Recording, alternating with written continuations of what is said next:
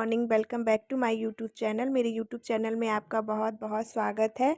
तो अभी सुबह के 6:30 बज रहे हैं और यहाँ पे 6:30 बजे इतनी तेज़ धूप हो जाती है।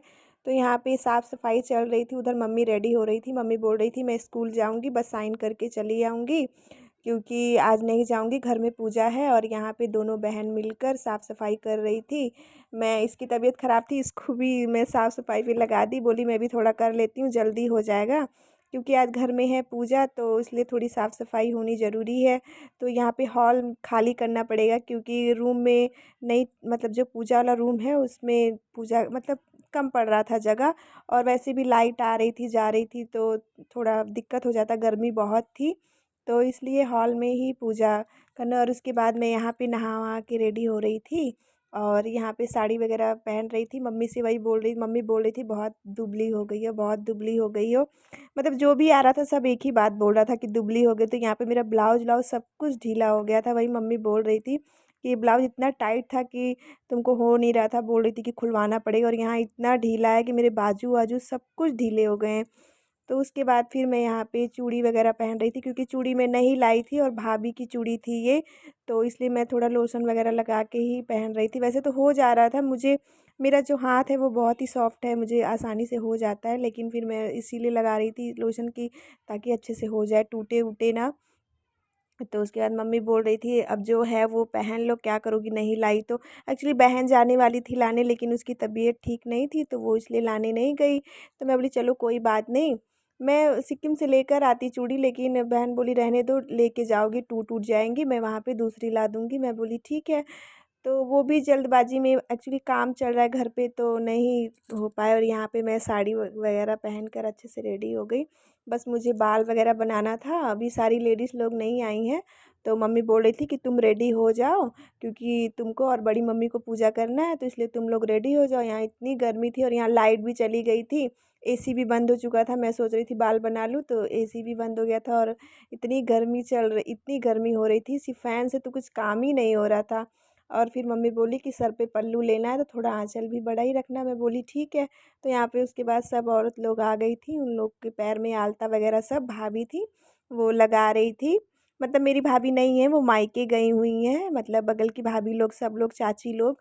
तो जैसे हमारे घर पे चाची लोग मेरे, मतलब मेरे पैसों से कुछ खा पी नहीं सकती, तो इसमें कुछ पैसे मम्मी मिला दी थी कि ताकि चाची लोग भी खा सके, क्योंकि इतनी सारी भाभियाँ तो मिलेंगी नहीं कि मतलब जो थी भी वो लोग मायके, गर्मी की छुट्टी थी तो सब लोग मायके गई हुई थी। तो इसलिए मम्मी बोली कोई बात नहीं, थोड़ा सा पैसा मैं मिला देती हूँ ताकि चाची लोग भी हो जाएंगी। तो ये मेरा बहुत दिन का मन्नत था, बहुत ही दिन का मन्नत था।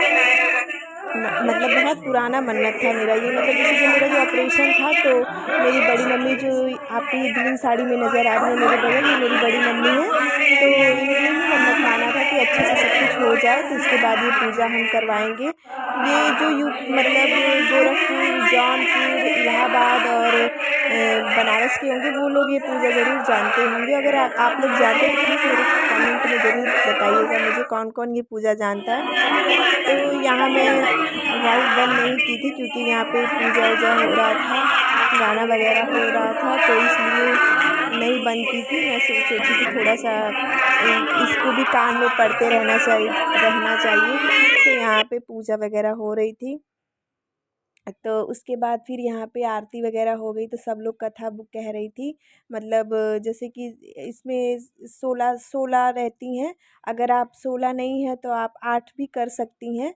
मतलब जैसे मन्नत के ऊपर है, आप 16 का मन्नत मानिए तो 16 सुहागन रहती हैं, अगर 7 की मानिए तो 7 रहती हैं। पर मेरा 16 थी तो इसलिए मैं 16 ही मानी। तो इसलिए उसके बाद फिर यहाँ पे सब कुछ सिंदूर वगैरह लगा रही थी। मतलब एक साइड से मैं लगाऊंगी, एक साइड से मम्मी लगाएंगी। तो उसके बाद सिंदूर उंदूर लगाने के बाद फिर मतलब सिंदूर लगाया जाता है, उसके बाद फिर बिंदी लगाया जाता है।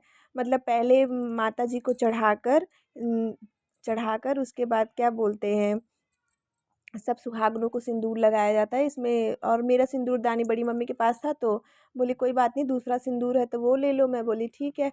तो यहाँ पे सब बारी बारी सब लोग लगा रही थी और फिर काउंटिंग कर रही थी। फिर मैं चाची से बोली चाची एक बार आप काउंटिंग कर लो अच्छे से हो रहा है कि नहीं हो रहा है, क्योंकि मैं रोज़ रोज़ ये पूजा नहीं करती हूँ, तो इसलिए। और यहाँ पे आरती शुरू हुई, चलिए आप लोग आरती का मज़ा लीजिए, तब तक बने रहिए मेरे वीडियो में।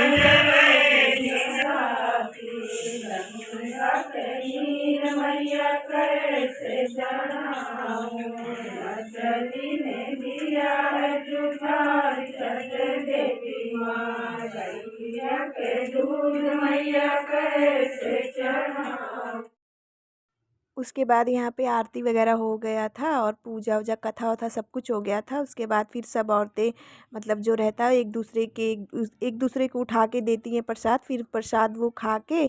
और उसके बाद फिर यहाँ पे पानी वगैरह चाय वगैरह, अगर गर्मी बहुत थी तो सब लोग बोले कि चाय नहीं पियेंगे, तो इसलिए कोल्ड ड्रिंक और समोसे आए थे, तो वही सब लोग खा रहे थे। और यहाँ पे मम्मी और बहन सब लोग मिल के दे रहे थे, तो वो बहन बोली कि दीदी, मैं बोली आओ तुमको ही प्रसाद दे दूँ और टीका लगा देती हूँ, तो बोली कि ठीक है लगा दो। वो बोल रही थी इधर ही से, इसी में से लगा दो, इसी में से लगा दो। तो मैं बोली नहीं, पहले भगवान जी को चढ़ा के उसके बाद फिर तुमको लगाया जाता है। तो फिर वो भी लगवा रही थी, फिर दरसानवी भी देख रही थी, बोल रही थी मेरे मुझे नहीं लगाओगी।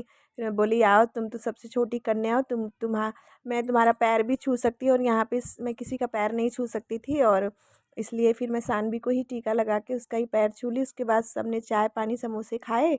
उसके बाद सब अपने अपने घर चले गए। उसके बाद यहाँ पे मौसी को मैं बोली थोड़ी देर आप बैठिए, मौसी भी थी, तो वही सब बातचीत कर रहे थे। तो यहाँ लाइट भी नहीं थी, फिर ये दो दो पंखा, इतनी गर्मी मुझे लग रही थी, इतनी गर्मी कि मैं दो दो पंखे लगा के बैठी हुई थी। उसके बाद यहाँ पे बहन लोग का रिजल्ट आया, उसके बाद सब लोग मिल के देख रही थी रिजल्ट यहाँ पे। फिर बीच वाली का भी आया, फिर छोटी वाली बोली मेरा देखो मेरा देखो, और यहाँ कविश इतना खुश था इन लोग का रिजल्ट आने पे, इतना खुश था। वो बोली मेरा इतना है, वो बोली मेरा इतना है, और मुझे भी देख के बहुत, मतलब बोला था मम्मी मेरा भी आएगा, मेरा भी आएगा। मैं बोली हाँ तुम्हारा जब एग्ज़ाम हो जाएगा तब आएगा।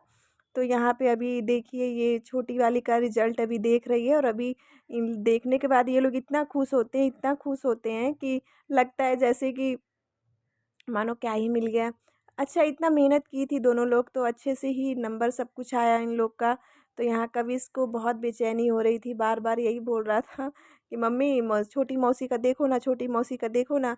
तो वो बोल रही थी हाँ बेटा रुक जाओ, क्योंकि नेट थोड़ा स्लो चलता है। तो अगर आप रिजल्ट वगैरह देखने लगे तो वैसे भी नेट थोड़ा स्लो हो जाता है। तो यहाँ पे फिर बहन बोली रुको मैं देखती हूँ, तो अपना रोल नंबर वगैरह कुछ बता रही थी। तो उसके बाद रिजल्ट आया, खूब ये लोग खुश हुए। मेहनत करते हैं और कुछ अच्छा हो जाता है तो बहुत ही ज़्यादा खुशी होती है। तो यहाँ मम्मी, तो चलिए गाइस आज का ब्लॉग मैं यहीं पे एंड करती हूँ। आई होप मेरा ब्लॉग आपको पसंद आए तो प्लीज़ लाइक करें, सब्सक्राइब करें। अगर आप मेरे चैनल पे नए हैं तो चैनल को प्लीज़ प्लीज़ सब्सक्राइब करें। मिलती हूँ एक नए ब्लॉग के साथ, तब तक के लिए bye and take care. Bye bye guys, love you.